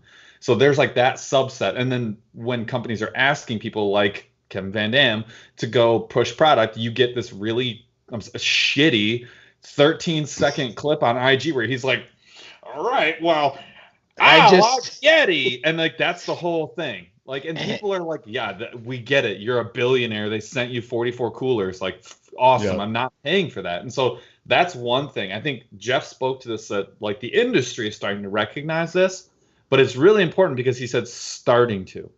It's not. Right, and that's the thing. Like when we were out ice fishing, we talked about it a little bit. There was a certain company, I won't name who, but company that I personally reached out to because I was using their products quite a bit and was like, hey, listen, like, you know, I use your products. I really, really like them. You know, I make a lot of videos. I'm driving a pretty good substantial amount of views. Would you guys be interested in working on something, even if it's like very low level? Like I just, you know, I really believe in the company and the product. I just would love to work with you on some level and grow that relationship. And they basically were like, yeah, no, we don't do that. Sand. And then now you guys were talking about how you were talking with them and, you know, things were kind of moving somewhere now. But that's the crazy thing about it. And I'll just leave you with this at the end of this little topic is, for people who don't know, you know, YouTube is the number 2 search engine in the entire world. So, I mean, the number 2. Think about that. Like, so as a company, when you're trying to market your product, like, where am I going to put it? And then, you know, I work really closely with Super K, you know, and that's something that I had to bring to Kelly's attention. Like, listen, like, you really need to target YouTubers, and like, you really, like, that's where you should be, is that social media aspect, not so much on the pros. Like, you know, obviously you want to keep those relationships that you have standing because they've done well for you. But like at some point you might have to cut ties at certain aspects. You know what I mean? Because you need to focus where that next generation is coming from. The other thing too is like there's a flip side of the whole equation where a lot of like what you want to see is people like making those great relationships. And before that, Chris Shue just came in again. Chris Shue! Bro, seriously. Hey. He says, Wildman, I will support you. You're doing great things. # Burly Fishing. Great job. Guys, mostly Jeff, also sometimes Paul, also definitely Chaz. I hope I'll drink 2 to that. Yeah. He says, I hope I got that right. So Chaz is, in case you guys don't know, all caps CH_OZ. Just in case anybody wants to tag him in the chat right now, Chaz runs. But we'll accept that answer. Yeah. We will definitely accept Shue's answer. Everybody else. You can go pound sand. But it's important though, because like what you'll have is like a medium-sized company that says, you know what, we would really like to work with Sobe or like the Guggen Squad, or like just insert like Milliken, like insert giant name, you know, here. They'll go reach out to them. They'll be like, hey, we'll give you like a bunch of rods and we'll give you a bunch of our tackle. And we expect A, B, C, and D. They'll get D, and that's it. Because that company is not a good fit and not a good match for gigantic personality, 2 million sub person B or A or whatever. But when you get like Super K Jigs, which is like a growing company who's starting to get invested and is serious about growing, and you get Wisconsin Wildman's channel, who's serious about making content and looking for that relationship that is going to develop and grow, they're right-sized. And they both have a mutual respect for each other, and they both want to get something done, and they're both willing to put the time and effort into it. All of a sudden, you get a great relationship. And I think that is where, like, there's no playbook for that. Well, there's becoming a playbook for that, but it's not established because the industry hasn't figured it out. Duck hunting went through this in a big way, like 6 or 8 years ago, maybe 10 years ago, where it was like everyone who was used to be in duck hunting, like everyone who was a pro, like on pro staff, was like a pro, like hunted all the time, went to trade shows, did like photo content, filmed commercials, like only use that product, like help design all the deeks and all that. Like that was what you were if you were on pro staff. Then it started to get watered down, and what it meant to be on pro staff was you wore a sticker, and that was literally it. And like it became worthless, and now duck hunting has really suffered for it. And I'll say this, that sorry, not to cut you off, you're good. Go ahead. but I just want to touch on this point real quick. Is just pro staff in general is just like when a company reaches out to me and they're like, "Hey, we'd love you to pro staff." I'm just like, man, like it just hits me in a bad way. It rubs me in a bad way because it's like, I'm sure you've gotten this. It's just, it's not much for me. You know what I mean? And like, I'm trying to grow myself and like, you know, 20% like, discount, baby. Yeah, as Gary Vee would say, right? In a sense, like I'll take exposure over profit any day of the week. You know what I mean? Yeah. Like I'll take more exposure on my end than anything else. And that's the thing. That's why, like, when I look to a company and I'm working with them, it's like, how much exposure am I going to get out of this? You know what I mean? How much am I going to get on my end as well? Because you got to negotiate yourself in this aspect. And I think, like, you know, getting into this industry and where we're at now with this whole YouTube game is that you have a little more leverage than you think. You know what I mean? On YouTube, you have way more leverage on your end with companies than what you thought. Because there's times where I'll just be like, I'll ask for something and they'll be like, "Oh yeah, for sure," and I'm just like, "Man, wow, I didn't think that was even going to happen." You know what I mean? Yeah. But the term pro staff drives me nuts. I hate it. I want a partnership. I want, you know, you scratch my back, I'll scratch your back kind of thing. I don't want like, oh, I need this, and then I need this, and I need this, and oh, by the way, we're gonna give you 10% off of our stuff. Oh, cool. Yeah. Well, bye. I saved $18 this year. Thanks, bro. Like you better just, you know. Yeah, we gotta, dude. Hey, super chat. five beautiful Canadian dollars. There we go. Thanks. That's from our boy Jeff Lauer, who actually won our Rabid Baits giveaway on live. Oh, dang! That's awesome. So, thank you, man. That's so another awesome. company I really like their product. Yeah, Rabid has been awesome. Have you used Rabid? Oh yeah, you're on MBs. I'm stupid. I use their Ned rig stuff quite a bit. I've gotten the foxtail and the craw. I know a guy. You should come. We can talk after this. Oh, did I miss that? He says, this is why I skipped it. I'm just kidding. So, he says, cheers to you all, and especially Chaz. We cheers Chaz every day. Always cheers Chaz. Every day. The only reason this show exists is because of Chaz. All right. So, yeah. Any chat things I missed? I don't think so. You guys are ready, I think, for a giveaway. So I think what we're going to do is you guys start chatting. And then we'll run, next one or two meat questions here. We'll roll into that, and then we'll call out the winner. All right. So you guys know it's $25 giveaway from Monster Bass. There's a gift card to monsterbass.com. You can buy anything you want. Anything that's on there, but definitely this hat that I'm pointing at right here. Maybe that's sure. Pretty rad. Burly fishing. Yeah. There's also lures. There's lures on there. Monster Bass does dope apparel, you guys. So just gotta let you know. So yeah, keep chatting. If you got a question, Charles will try to pull it as fast as he possibly can. I'll still call you guys out. But let's get into some other stuff with Brandon here, man.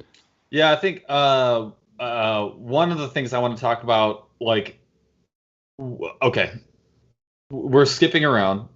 I want to talk. We only have 10 minutes, maybe. I want to talk about local tourneys, because I know you do some local tourneys. What's your general vibe on local tourneys? Why should some folks maybe start doing them if they hadn't? Or why should maybe they go to something else, like Tourney X, like online type stuff, if they're doing them now?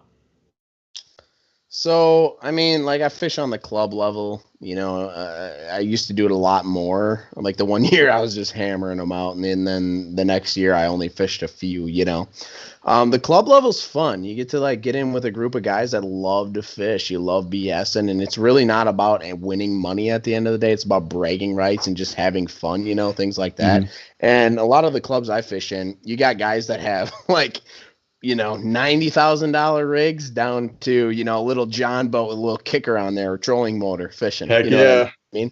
Anybody can fish them, So I really love that aspect. I think it's really fun. It's really cool. And if you want to try it, I would suggest at least going and trying it. It is fun, but don't expect like I don't know. I'm a competitive guy for the most part, so I feel like I take it too serious at times. But at other times I just try to have fun with it, and things like that. And then like you have this whole other aspect that you talked about, like virtual tournaments and things like that I have. I mean, I know that there's definitely a spot that we talked about, Lake X, where if I'm fishing a tournament, I'm definitely winning that thing in that specific spot, things like that. Yeah. But I think it's a cool aspect. I think it's a really cool thing, especially for YouTubers to collab on a different basis, especially with, COVID and everything roaming around. Like we have like so many more different ways that are acceptable, if you will, to do things, and things like that. Right. 100%. Yeah, Jeff and I, we haven't gotten into the tourney scene yet, mostly because we don't like it. I think it's been viewed as like more of a bass boat activity and not a kayak activity. But things like kayak options. Things like the popularity of kayaks in general, the honestly the availability of kayaks, just like getting a quality one for like the right price, it's changed. It's become like there are kayak only fishing tournaments now. Yes, there are kayak and bass boat fishing tournaments, and because of the digital aspect of it, I know that there's 5 or 6 lakes around here where it'll be like this one is for like this county or this, in Michigan, it's on this 8-hour period or 12-hour period or whatever, and then you can fish any of these 3 lakes, but that's it. So I used to work with this company right here, ALX Rods, and there's a guy that I worked with on there, and he fishes like he fished a big Bass Pro circuit for kayaks, and they had a big tournament on the Mississippi River, and he won it there actually. And he's from down south or whatever. He won a boatload of money, just from kayak fishing. You know what I mean? So like kayak angling, I think is more appealing to a lot of people because it's a little more accessible, like you said, and things like that. So I think like the tournament industry in a sense is growing in its own little way. Other than just a bass boat. Like I have a bass boat, big one now, but that's just, I don't know, like for me filming wise, like having that big of a boat and things like that, I can go out and I can go wherever I want. I can fish a big water if I want. And I'm not saying that's what you have to have. You certainly don't. I had a little, 17-foot tracker. I just prefer to fish on a boat. And I take my time when I get there, like if I have a friend fishing with me, I'm telling them like, listen, like, filming's first for me. Like, listen, like I'm going to take my time at the ramp, like getting set up and things like that. So, but yeah, I mean, the tournament industry is growing in a sense, and it has to appeal to more people, in my opinion. Right now, it's so hard to even break into the big leagues at this point. And you just need to make it more accessible. In the Mississippi River, there is so many clubs that fish at all levels that it's super, super fun. It's super fun. And that's another thing. I didn't think the guys that I fished a club with would give 2 craps about me, like, filming YouTube videos. But, like, I'll show up and they'll be like, yo, I watched that one video. I really like what you're doing, So it's super cool to see that. That's awesome. Yeah, we're thinking about at least once or twice this year, maybe getting into, what is it called? The Michigan one? Is it Michigan Bass? Well, that's like one of the clubs that you can get into, but we had a guy. Few. Yeah, there's actually quite a few. But you can get into different essentially circuits, and that's one of the ones. Is one of our buddies who ended up on the Mike on the podcast with us.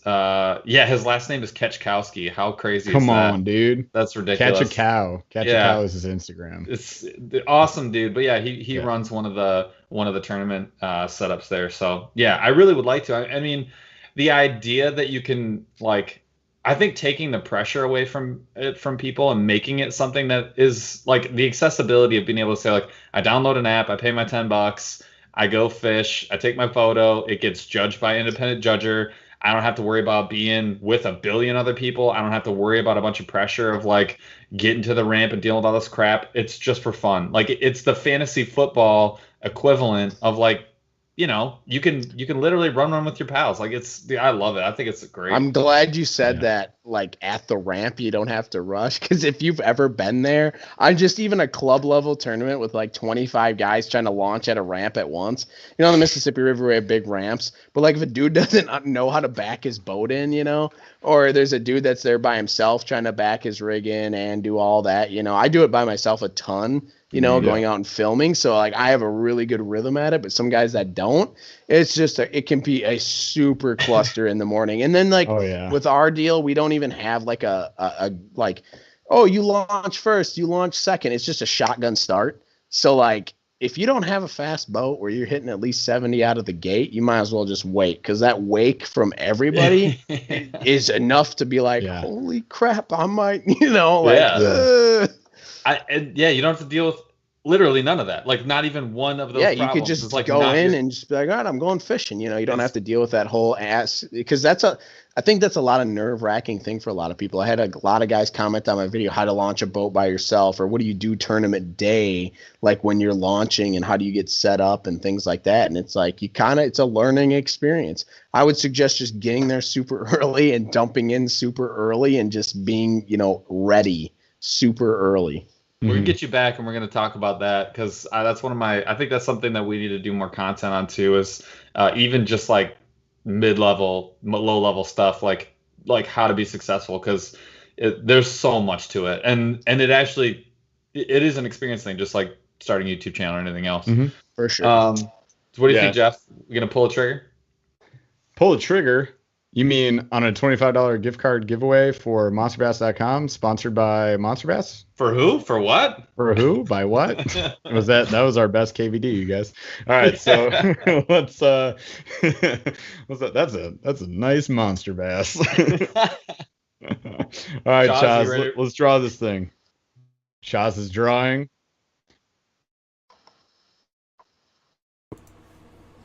I think they can hear you. All right, now they can, yeah. Sweet. We need like a Final Jeopardy sound. Maybe I'm gonna get one of those like ticking Wheel of Fortune. Yeah, I can do that in the future if you want me to. The winner is Jackson Rusk. Jackson Rusk? Are you here? Hello, Jackson. Jackson Rusk. He has to be here. Paging. Jackson Rusk. It's gonna happen. Dave, there it is. I won. Hey, congrats, man. Congrats. That's awesome. Chaz, what's this guy got to do? All you have to do is type your email in chat. It will not show up for anyone else besides for me and Jeff. And I'll send Can your. They hear you? Yeah. Okay. And I'll send your information out. Yeah, show us your email. But the only person who's going to see it is Chaz, and we'll take care of business. Yep. So Jackson put that in. Cool. I see you did. Good job, brother. Hey, if you guys want to know Jackson's email, I'm just kidding. Oh man. All right. So let's do this. You guys, rapid fire questions to wrap this show up. Hit me in chat right now. Any questions you got? Ask me anything style. Give me I'll take 3. So hammer them out right now. We got anything else in the meat for Brandon here?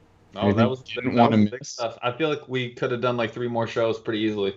I mean, we didn't even finish the whole challenge segment. I mean, there's I know. so much more. First of all, you guys saw home turf. Home turf on my home channel. Had to take 1 W for the day. Paul won the rest. Right, I caught a fish in every challenge. Wasn't able to secure the dub. I was able to secure a fish in every challenge. Always just couldn't get the dub, man. Big first, you're last. Oh, 100%. I always try to. Just wherever I'm at. He's 30 feet away. I'm just like, yeah. Are you picking these questions, yo? Are you watching chat? What do we got? I'm waiting. I'm letting them fill them in. I'll scroll back. All right. So Chaz is going to pick his favorites too.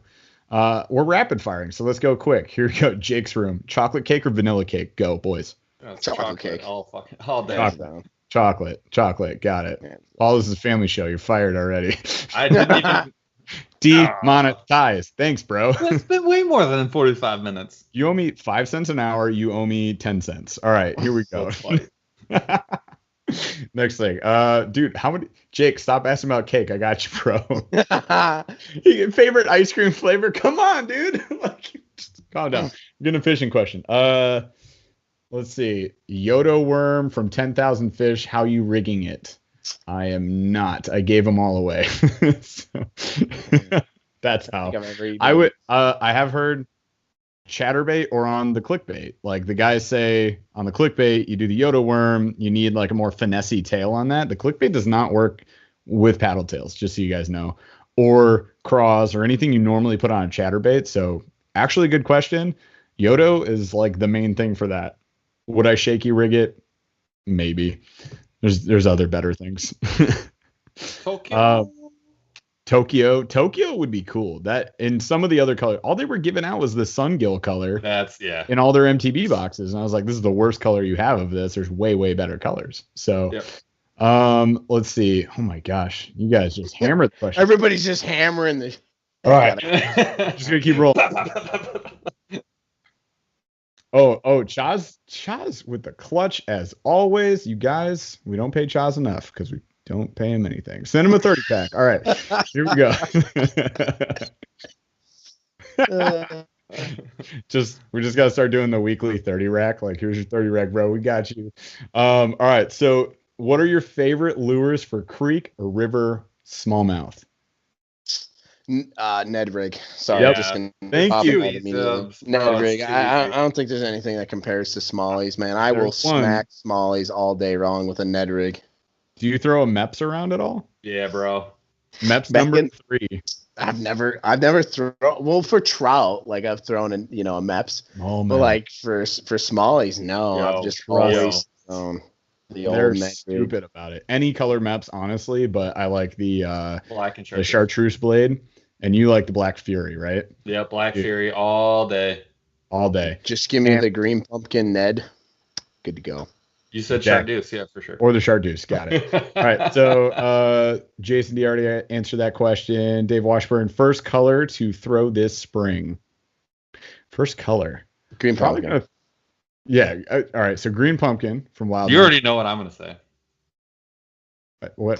Tell us. I'm going to go with the fuchsia. The fuchsia. See, I was going to go, we've gotten a few like cool craw patterns, so I'm probably going to go like a red.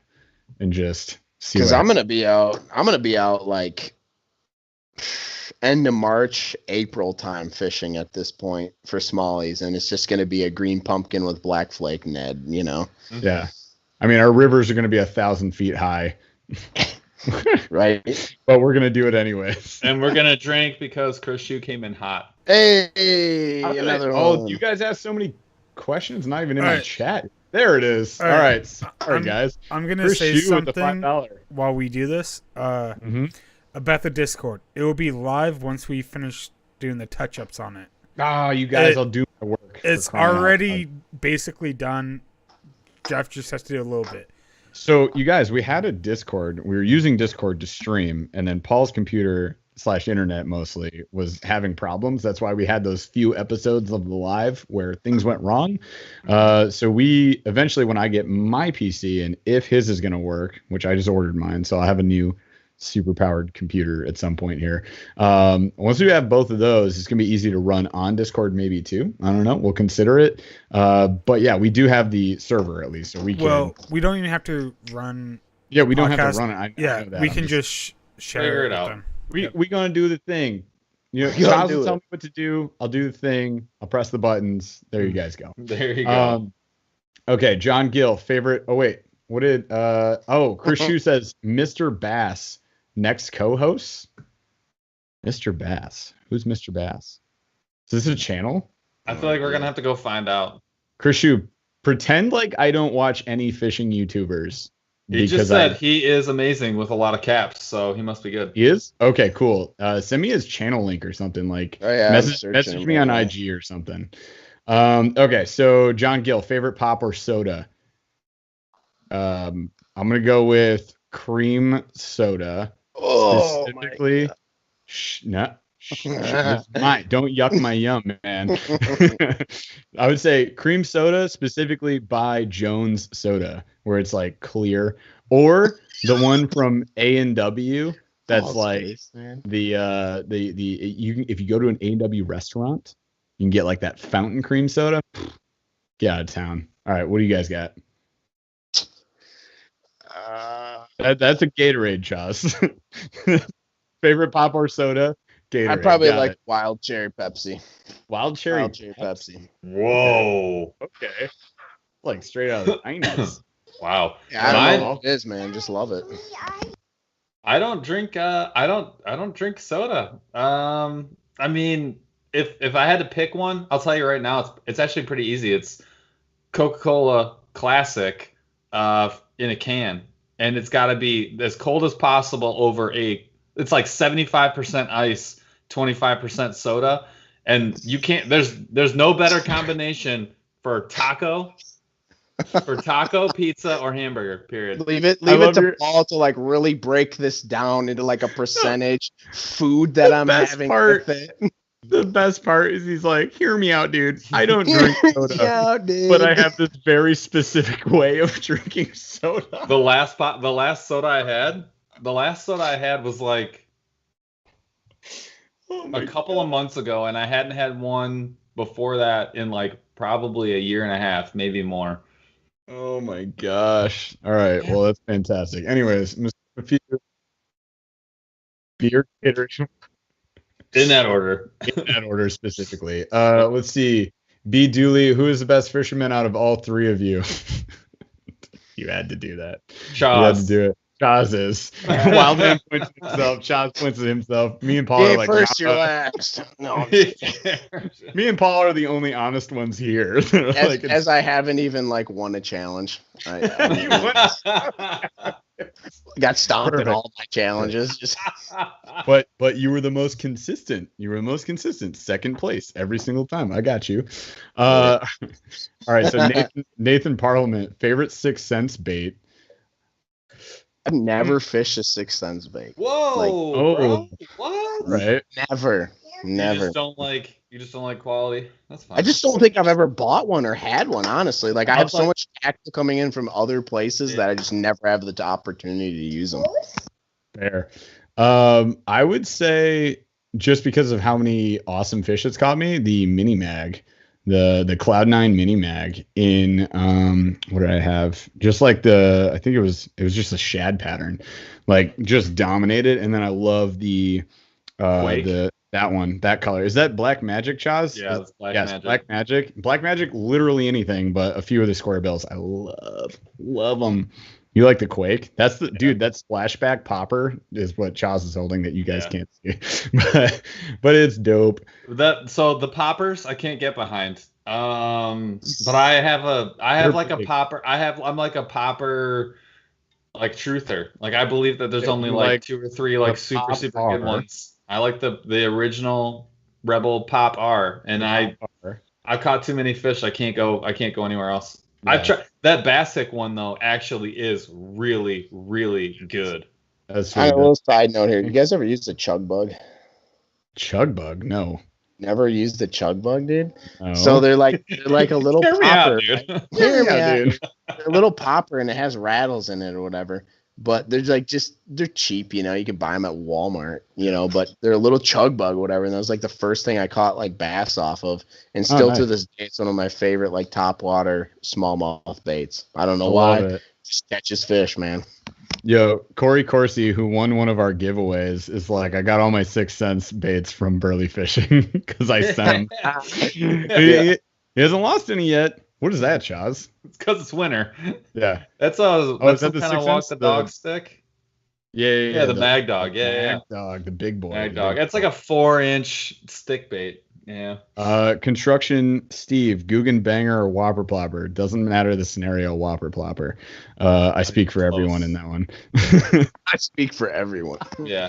Dude, who can beat a Whopper Plopper bite? Oh my gosh. It's so stupid. Never had one. Actually. Dude, we got to get you some maps and some plops, bro. I got one on my wall. No, you need like there's so many times that I've used them. like I think they're gonna kill in the situation, and then I just never get a bite, and then I switch it to a buzz bait and immediately just get slammed. I don't know what it is, man. I just don't get it. That's so interesting. And I want the whopper plopper to work. Believe me, I think want it's so much better than like I feel like it just looks so good, and it just doesn't happen ever. Okay, it does a lot of stuff, and it looks like it's got a big profile. I think it's not as big and as loud as like people think that it is. Like I know it's splashing water and stuff, but like it's not that loud. Like a buzzbait is way louder. They're not in the same category for me. I only toss like 1/4 ounce buzzbait, with a little trailer on there, and that thing. That thing rattles. It's loud. A whopper plopper is a disturbance, but I think it's more on a buzzbait, black buzzbait. That's the thing is there's no trailer on the plopper either. Like I would tell you so Jeff, what made me a believer in the whopper plopper, I never caught a fish on it. Jeff, I'm not sure if you had or not at this point. We sat down, we had not caught a fish in hours. We're sitting in this back pocket on like a local spot by my place, and sun's getting ready to start going down. Like you're just where like you can tell the light is like starting to recede. You got like 2 or 3 hours left.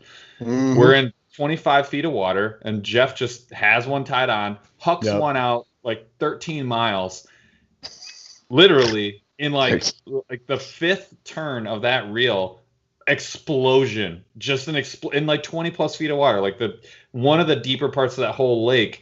Ever since then, when I need that type of bite, I actually reach for a plopper way more than I used to, and it crushes in the river. It crushes in wind, like it is a great windy day. Yeah, I definitely feel like wing dams on the river would be like excellent for.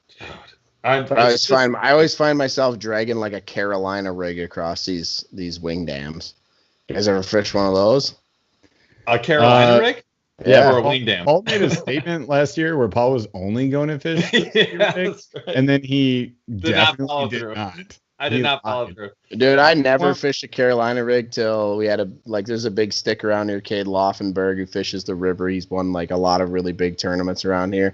He talked about dragging a Carolina rig on wing dams. He's like, you can get snagged up, but I'll tell you what. So I started fishing the Carolina rig on wing dams, and golly, you can get into them pretty good, man. Like it's a good rig, but you just gotta like, no, this is what I'm fishing, and it's hard to build confidence, especially when you're to the point I feel like we're at, where you just like, you think you know what you want to use, and then you're like, try something new. That was me with the Ned rig last year.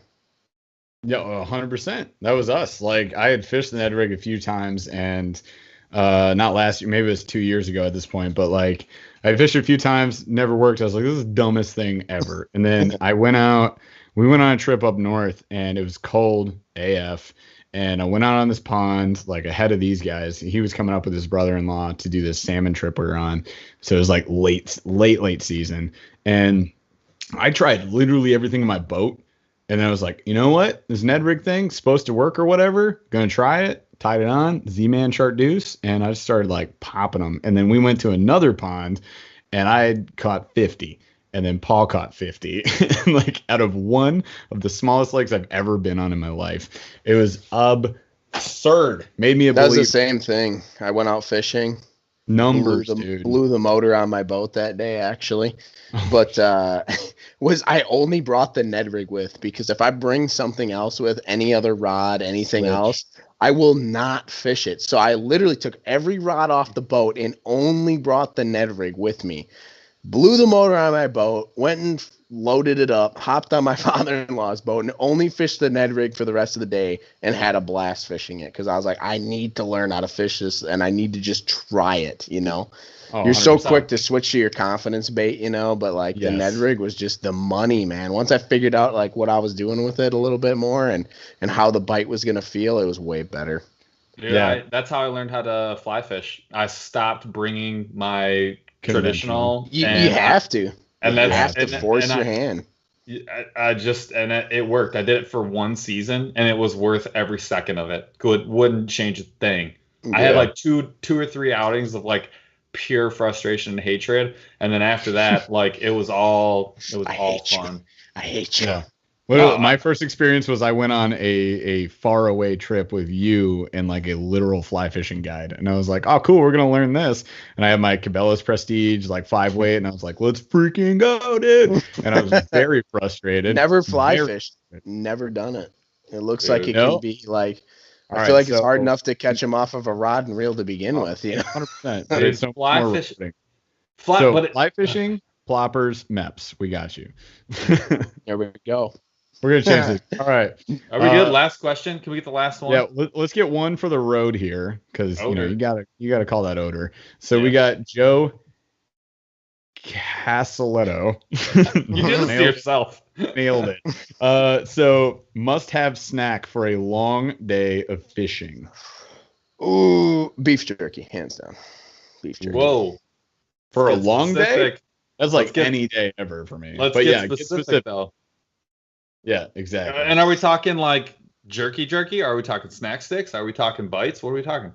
Venison jerky. Okay, there you go. Because I have plenty of it. Yeah. Fair enough. Okay, so long day is the most important part of that question for me. If it's a long day, I need energies. And I got to tell you guys, my two favorite things, I know you said favorite or like must have. My must have, I'll give you Pop-Tarts. The easiest high energy thing that makes you also not have to go number 2. So, Charles is holding up a Bud Light. That doesn't count. I love it. Bud Light. Bud lattes, that's number 2. No, it's not. He's gonna catch a bug. Dude, number 2, trail mix, specifically hot and spicy mix by Carl. So those would be mine too. Like, stop having to go to the bathroom, but also. But he said one. So which one is it? Pop-Tarts. Right. For a long day, Pop-Tarts, easy. They also take up 0 room, and they can be at warm temperatures or cold temperatures or anywhere. I suppose, yeah. Mine's those Cliff Builder bars. Like one of those, I can go if required, like 6 hours and survive, like and not be super pissed, like ticked. Like I'll be all right. Those were getting a hold of those is a game changer. So the only thing I'll say about bars, you guys, is I know a lot of you guys don't ice fish or have ice near you. However, if you take a builder bar out on the ice, I caution you to slowly approach it because you will shatter your jaw.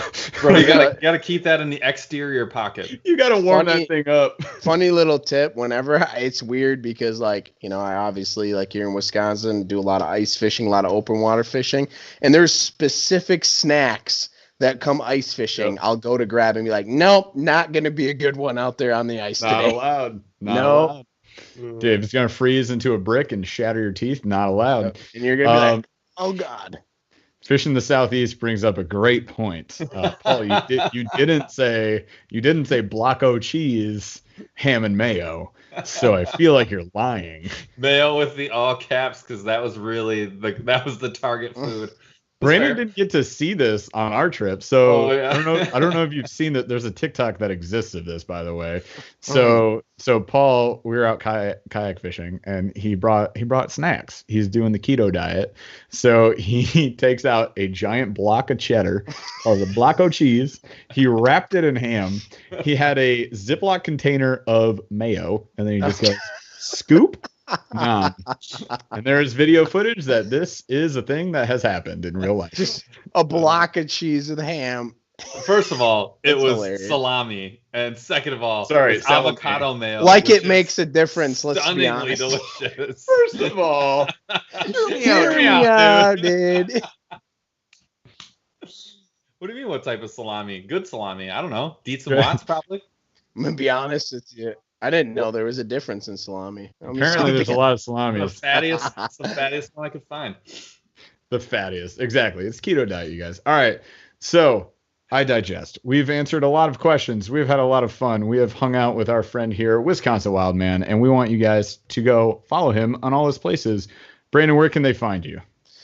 YouTube. Just look up Wisconsin Wildman, Instagram, Wisconsin Wildman, Facebook, Wisconsin Wildman. It's all there. You just search it up, you'll find it. Things like that. So subscribe. It's in the chat too. There you go. It's in the chat. Woo! Subscribe to the channel. You guys like fishing. You guys like hunting. I do it all. I do a lot of tips and tricks. I go out there, have fun with you guys, things like that. All over the place. Great mix of content, I can say. For sure. Real quick, this is the 15th time I've seen this question. How many bags of plastics do you have, Jeff? Why are you going to ask me, Asa Hunter? Just how many what are you trying to do? Put me on blast? Asa Jeff, Hunter? how many do you have?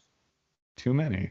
I think you should break it down to like how I have it. How many totes of plastic do you have? So first of all, you got to have like your 4 or 5 main colors, and then you got to have your craws, your beaver style baits, you got your swim baits, you got your Ned rig baits, you got your regular worms, you got your shaky worms, like lest we forget, and maybe some creature baits. So okay, you guys, one bin. First of all, you guys, I gave away all my plastics. You saw it was on the channel, so don't come at me. You're still definitely north of 100. Oh yeah, easily. Yeah, but I get sent like 30 a month, so sue me. Like I'm sorry. I gave away a crap ton of them. Some of you guys got them. I had 3 winners. Jason D was in chat tonight. We had some winners, so that was awesome, and it helped me clean it up. And now, instead of, you guys should know this, I was bringing 2 Bass Mafia bags, 2, what were they, like the little ring binder bags. I had like 2 of those, 1 for tubes, 1 for Neds or drop shots, and then I had the bin. The storage bin, where you like vacuum seal your quilts and stuff, like, and you stuff them all in this bin. I had one of those. And now I just have the bin and it goes under the seat, and that's all I'm bringing. And in fact, it's empty right now because what I'm going to do, and you guys will see it this season when we do like season prep, I'll make some videos. I'm going to grab only what I need and put it in the bin. You'll be so proud. Mostly Paul's going to be proud. Yeah, I'll get it down to less than 60 in the boat. Yeah, no kitchen sink this year yet. That will be at the front right part of Paul's boat. We're going to throw it. Everyone knows sugar. There's only one flavor. There's white can. It's nothing weird about it. It's just the best one. I'm sorry. Wisconsin Wildman. How many bags of plastics you got? There's just way too many. I literally have shoebox totes. I feel less bad. Just jam packed. Like, it's insane. It's insane. And that's why I'm actually excited about the monster. Yeah, but like, probably way more than I should even talk about. But that's the thing. I'm probably going to have to do the same thing you did and give away some because there's a ridiculous amount of them. And there's like ones that I'm going to be completely honest, I'm probably never going to use, kind of thing. Like, not using that ever probably. But it probably worked for somebody else somewhere else, But yeah, that's why I'm excited about the Monster Bass bags actually, because those bags are gonna help. What kind of bags? Monster Bass bags. You mean these freaking sweet bags that you can keep stuff in? Because I don't need so many boxes. Now I'm gonna have these bags to actually separate, stuff out, which is gonna be nice. And I'm like the cheap guy. I will not buy like Mafia Bass bags because I'm like, I can buy a shoebox container for like $2, so that's just where I end up going. I love it. It works for the kayak, man. We just stuff it under the seat, so it's pretty sweet. All right, awesome. We'll get more content going with this guy here in the future. I'm sure we can do future collabs, and then obviously we can always, you can be a repeat guest on the podcast. It's not against the rules. I guess we just haven't gone deep enough into the episode timeline to require it. What is this? 51? This is 51, Paul, 51. Right? Awesome.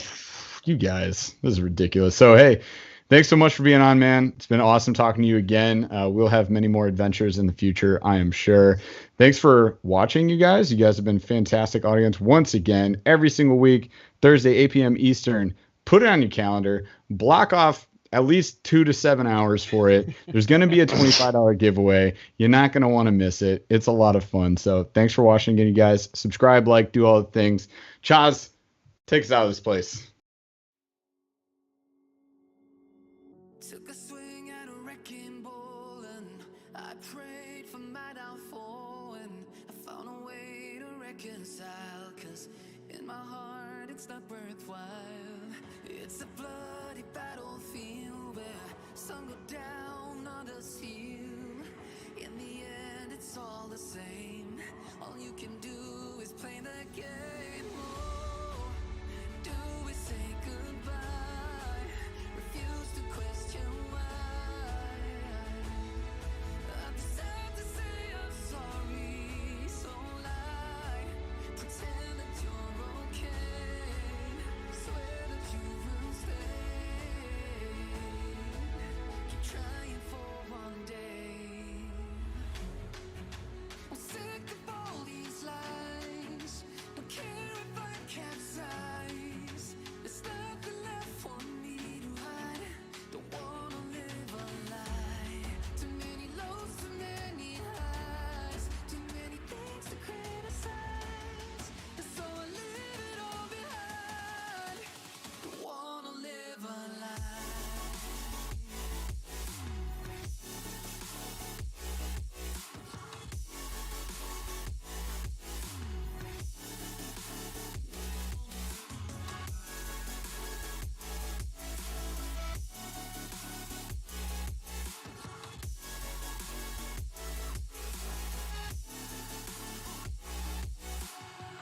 Life kept spitting at my feet and forced me down a dead-end street when all I had went up in flames, burning only dark remains. I cover up every part of my skin, oh, 'cause I don't like the person within, oh. I know I'm the one to blame.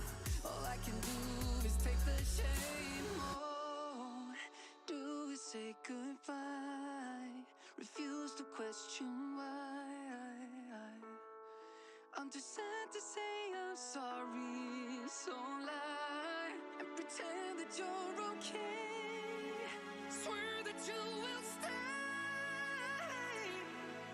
Keep trying for one day. Whoa, I'm sick of all these lies. Don't care if I capsize. There's nothing left for me to hide. Don't wanna live a lie. Too many lows, too many highs. Too many things to criticize. So I leave it all behind. Don't wanna live a lie. A lie.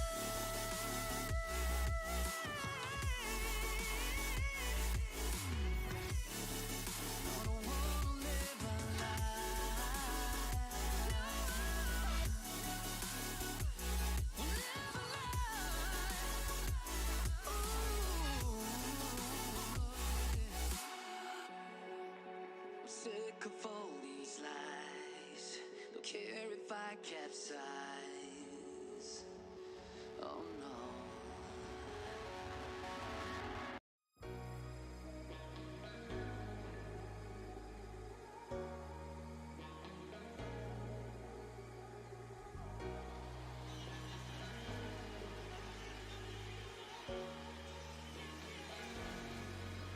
I got enough of every melody. They all sound the same.